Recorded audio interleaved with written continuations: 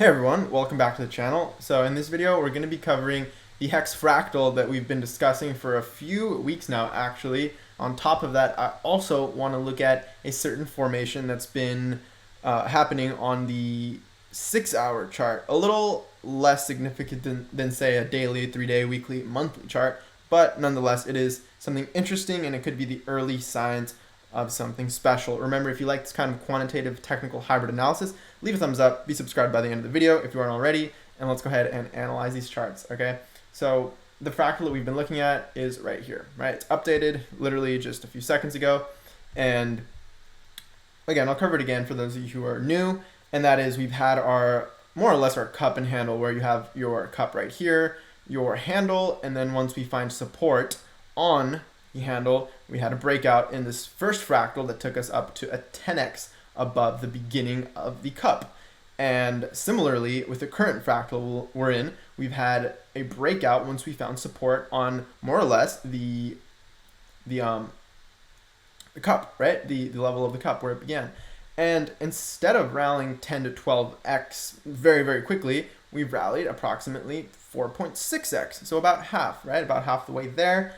And I know that diminishing returns is a concept that can be applied to something with, you know, a high market cap that's already been around for 5, 10, 15 years, like Ethereum, like Bitcoin. But with something as new as HEX, again, I will contend that maybe diminishing returns isn't starting to play out yet until we get, you know, definitive data that says, look, diminishing returns, reduced volatility, lengthening cycles, all that. Well, then we might start looking at it, and you can kind of see it, right? You can kind of see it here, where we had a shallower dip on the second fractal, and so far we're making it happen a little slower than the first time. So you could argue it, but I don't think it's definitive proof yet, because this is literally just, you know, one fractal, and then what we're playing out right now is comparing it to literally one single curve. So I don't know how significant it is, but we're going to continue covering it for you guys here on the channel. And so what do I want to get at here is look at what the chart looks like, right? And I've talked about this, the fact that we have had a similar run to here, right? If you do a bars pattern, you pretty much come up with something like this, which is why I did this. But if you look at the chart, we essentially had and we've covered this, right? We've had a 40% dip from our local top of about 7 pennies down to pretty much the low 4s, right? Low 4 pennies. And we had a similar 40% dip over here before we actually still had room to grow, approximately, 3.5x or so to go.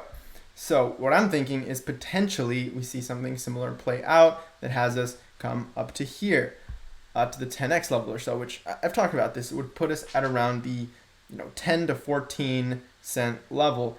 And then when we look at liquidity on Uniswap, if we just look up Uniswap analytics here, and this is how you look it up, right? Just Google Uniswap analytics, go to info.uniswap.org, type in HEX, it's literally the first one, go down to the HEX USDC liquidity pool because it has the most total value locked, right? Liquidity, 3.33 million. And then you just head over to the liquidity tab. And again, you can see that we have our distribution. It hasn't really changed since yesterday. We have our liquidity distribution between 5 and 10 pennies, and then you get a really, really thin order book after that until you reach the 12 penny level, and then after that, a very, very thin order book until you get this sharp spike at around 14 pennies. So what I'm saying is, liquidity is pretty much uniform up until the 10 to 12 to 14 penny level. You could argue this little 9.5 penny level as well. So it's not until the 9 to 14 penny region where you actually start seeing resistance, so to speak. And so that is kind of the convergence. It's a convergent model with this idea that maybe we do see a fractal play out, right? And just to show you, I'll do the bars pattern anyways from April 13th to May 14th, and then attach it right over here. And we've done this in previous videos, but I just want to cover it again to keep you updated on where we are. So if we set it nicely like that, again, you can see that we have a similar formation playing out where we had our run up, 40% correction, and similarly today, had a run up, 40% correction, and then we still had room to move up higher. And once again, the thesis here is that while this 8 to 13 penny level converges with when we start seeing more or less resistance, right, on liquidity.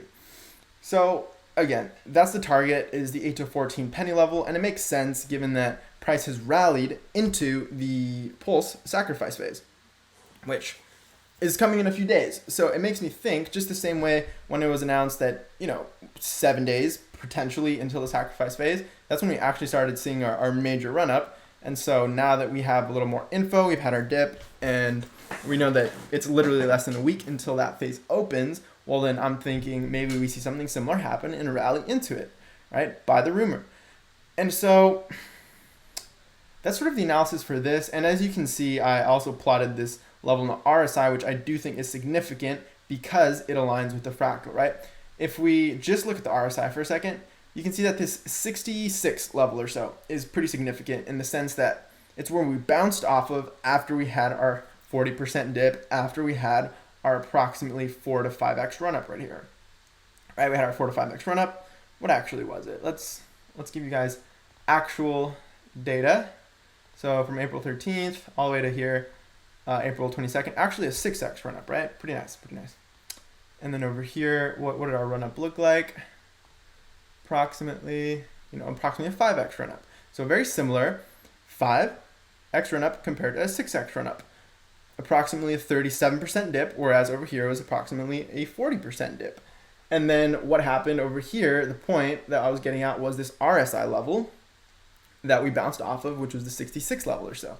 And we actually haven't even reached it on this current fractal. And again, reduced volatility, potentially you can make that argument and say, well, maybe we bounce off of here where we already are, right? And this 66 level has been significant off that bounce. Also, you can see we had a peak here. You can see we had a slight bounce here, nothing major, and then sort of a rejection here. So it has some level of significance, okay? However, we're very, very near it, and this fractal is playing out so similarly that it's hard to ignore, right? And I've talked about the fact that if we do see another run-up, maybe we actually see, some sort of bearish divergence playing out on the RSI, where you have, let me get rid of this so you guys can see this a bit better. And we've talked about this in another video. This is nothing new, just keeping you updated. If you're new, especially the fact that we might see, a bearish divergence before an actual local top, whereas we haven't had any bearish divergences on the daily yet, okay? And one more thing I wanted to cover was this chart over here on the 6 hour. Again, not as significant as something like this kind of analysis, but nonetheless, I do think it's important to notice that we have a hidden bullish divergence. So when you have a divergence forming on maxima, right, on tops, it's generally bearish. However, when you have a divergence forming on minima, so bottoms, then it's generally considered a bullish divergence.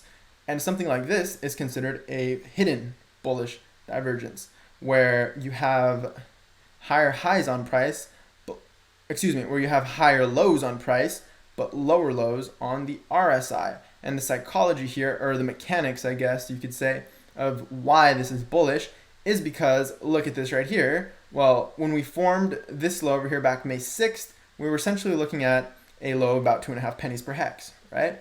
And RSI was approximately, let's take a look, approximately 60, okay?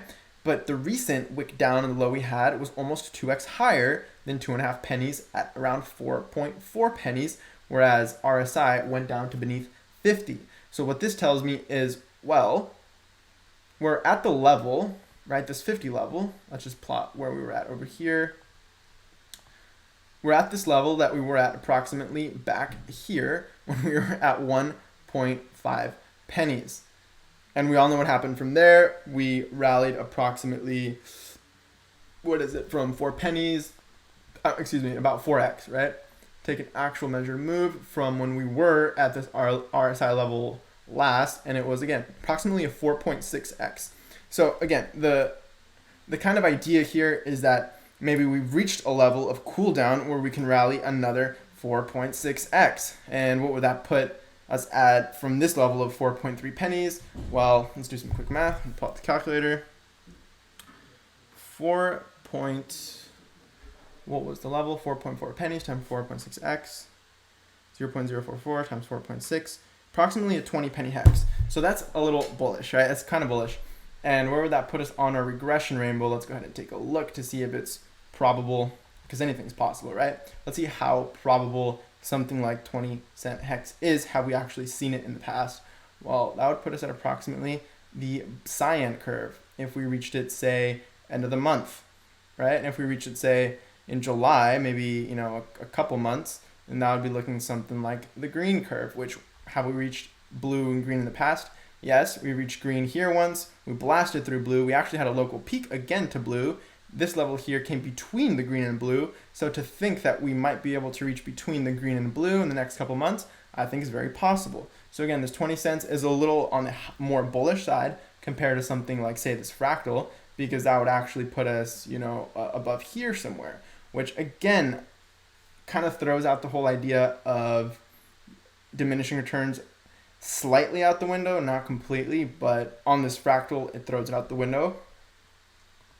And so what are we looking at? Okay, so you can draw this divergence pretty much in a variety of ways, but essentially it's telling you we've cooled down on the RSI, which is necessary to have room to the upside to keep going. And you know, we can keep forming something like this, which is actually a bearish divergence, which led to the recent local top we had, right? Excuse me, let me get rid of that. I know the chart's getting a bit messy, but bear with me here. Just gonna draw one final trend line from here to, let's say, approximately here, right?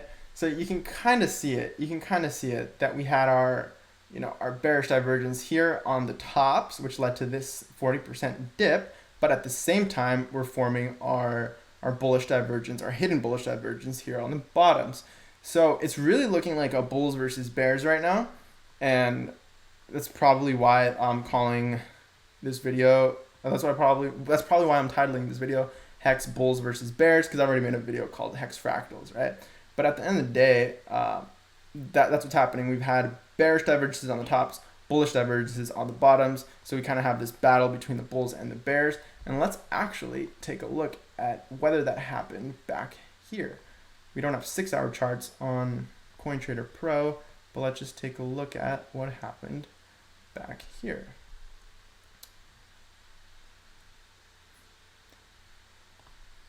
Let's go on a smaller time frame because we don't have a 6-hour. So let's just zoom back. And this wasn't planned, right? I actually didn't plan this. So if it doesn't play out, well, then I'll just say it didn't play out. And yeah, we didn't have a hidden bullish divergence. Actually, interesting. We didn't have a hidden bullish divergence back here, but we still rallied. So the fact that we do have one here actually is probably a little more bullish. Okay.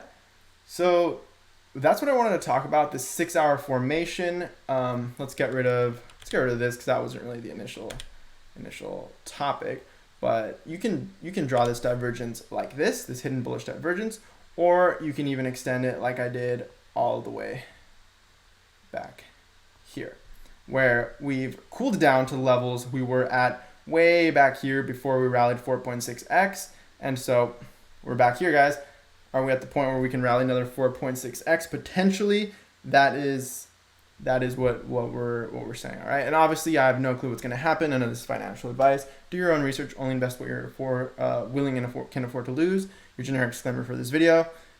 That's the analysis. Let me know what you think in the comments. Let me know if you're excited for the PulseChain launch. Would you like to see me make a video potentially on game theory for Pulse since it's coming up so soon? I probably won't lay out exactly my game plan, keeping that kind of personal to you know, everyone acts in their own self-interest at the end of the day. So I'll do my best to elucidate on what I think might be a good plan without revealing too much. But yeah, let me know in the comments what you think. I appreciate you watching. Remember to leave a thumbs up if you like this kind of quantitative, technical, hybrid analysis. Subscribe to the channel if you aren't already. Share it. Hit the bell. All that good stuff. Thank you for watching. Catch you in the next video. Peace.